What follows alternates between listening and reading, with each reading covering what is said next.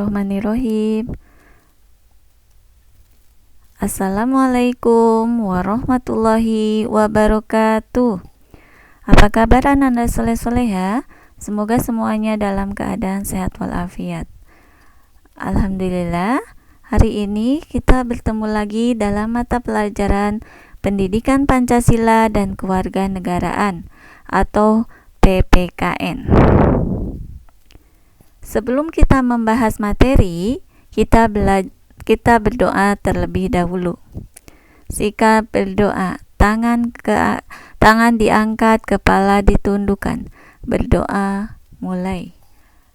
A'udzu billahi minasyaitonir rajim. Bismillahirrahmanirrahim. Raditu billahi robba wa bil islami dina wa bi Muhammadin nabiyya wa rasula. Rabbi jidni ilman warzuqni fahman bi rahmatika ya arhamar rahimin. Shadaqallahul azim. Alhamdulillah, soleh-soleha, kita telah membaca doa. Semoga dengan berdoa kita dimudahkan dalam menerima pelajaran hari ini. Untuk hari ini kita masih membahas bab 2, yaitu tentang pengertian hak, kewajiban, dan tanggung jawab sebagai warga negara, dengan indikator mengidentifikasi pelaksanaan hak, kewajiban, dan tanggung jawab dalam kehidupan sehari-hari.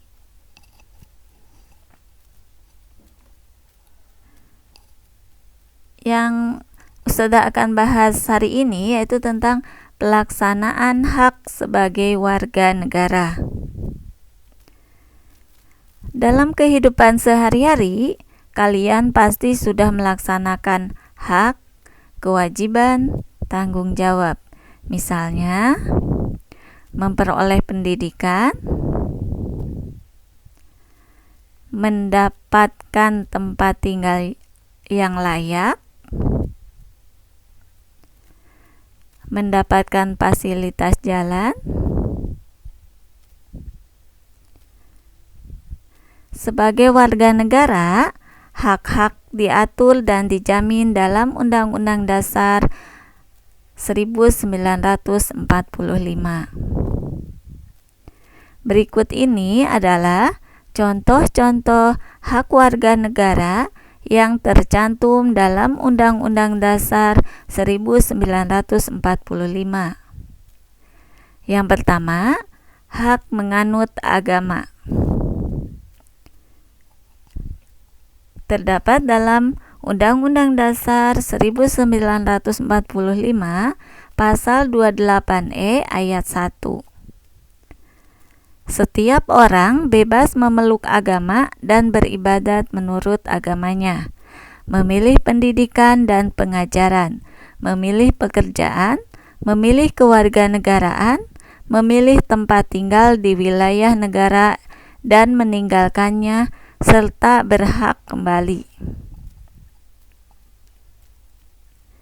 Yang B, Undang-Undang Dasar 1945 Pasal 28E ayat 2. Setiap orang berhak atas kebebasan meyakini kepercayaan, menyatakan pikiran dan sikap sesuai dengan hati nuraninya.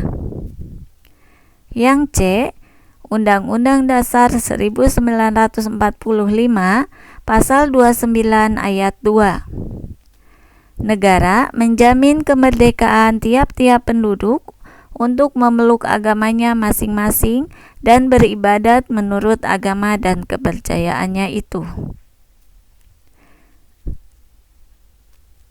Dari kedua pasal tersebut dapat dimaknai bahwa semua warga negara memiliki hak untuk memilih atau menentukan agama dan kepercayaan masing-masing sesuai dengan yang diyakininya sepanjang tidak merugikan orang lain. Setiap warga negara mempunyai cara beribadah masing-masing. Pemerintah memberikan kemerdekaan dan atau kebebasan kepada semua warga negara untuk menjalankan ibadahnya. Tidak ada seorang pun yang boleh mengganggu atau melarang orang lain dalam menjalankan ibadahnya. Kegiatan ibadah dapat dilakukan dengan baik sesuai agama dan kepercayaannya masing-masing. Agama yang ada di Indonesia: Islam, Katolik, Protestan, Hindu, Buddha, dan Konghucu.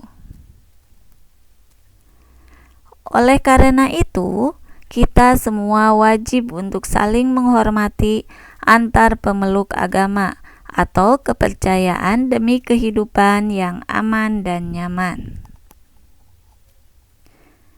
Yang kedua, hak mendapatkan pendidikan. Pendidikan merupakan pilar utama membentuk bangsa-bangsa yang besar. Kemajuan pendidikan dan teknologinya akan menjadi suatu bangsa menjadi kuat dan mampu bersaing di dunia internasional.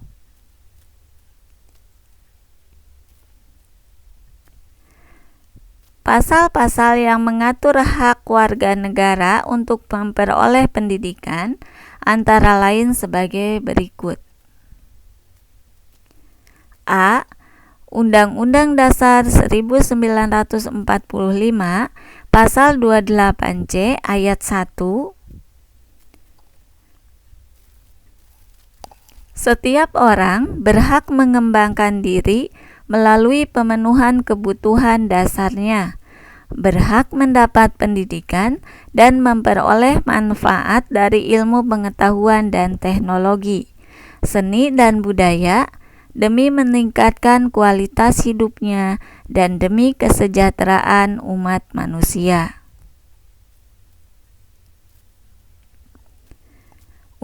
Yang B, Undang-Undang Dasar 1945 Pasal 31 ayat 1. Setiap warga negara berhak mendapatkan pendidikan. Hak mendapatkan pendidikan antara lain meliputi hak untuk mengikuti pelajaran dan bertanya kepada guru. Selain hak tersebut, semua siswa juga berhak untuk menggunakan fasilitas sekolah. Mendapatkan pendidikan adalah hak yang sangat penting untuk kemajuan bangsa. Yang ketiga, hak untuk menyampaikan pendapat. Setiap warga negara berhak untuk menyampaikan pendapat secara lisan atau tulisan kepada pemerintah. Dasar hukum yang mengatur hak menyuarakan pendapat warga negara terdapat dalam Undang-Undang Dasar 1945 Pasal 28E ayat 3. Setiap orang berhak atas kebebasan berserikat, berkumpul, dan mengeluarkan pendapat. Tata cara penyampaian pendapat warga diatur dengan peraturan. Tujuannya agar suasana tetap tertib dan tidak mengganggu hak orang lain.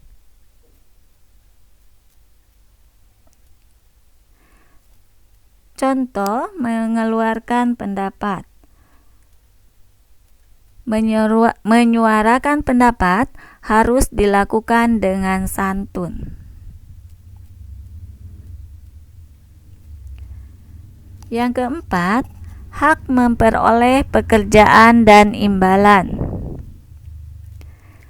Negara mengatur warga negara untuk mendapat pekerjaan dan imbalan yang sesuai dalam Undang-Undang Dasar 1945, antara lain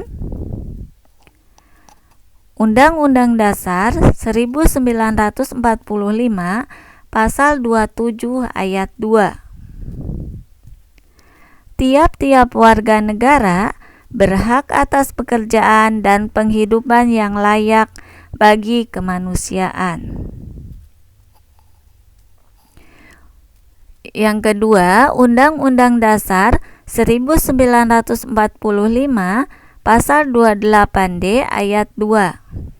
Setiap orang berhak untuk bekerja serta mendapat imbalan dan perlakuan yang adil dan layak dalam hubungan kerja.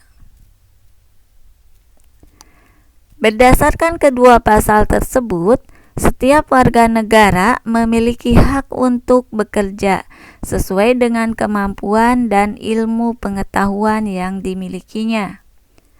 Warga negara yang telah bekerja juga berhak atas imbalan dan upah sesuai dengan ketentuan yang berlaku.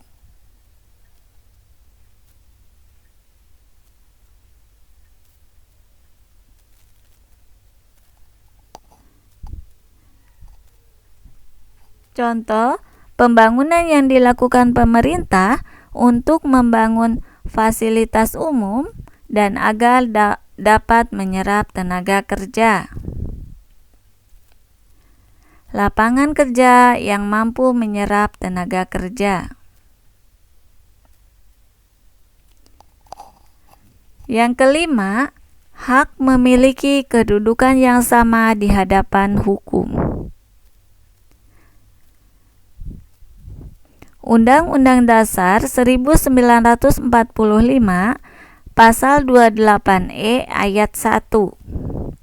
Setiap orang berhak atas pengakuan, jaminan, kehidupan, dan kepastian hukum yang adil serta perlakuan yang sama di hadapan hukum. Dari pasal tersebut dijelaskan bahwa negara akan memberikan hak yang sama kepada warga negara.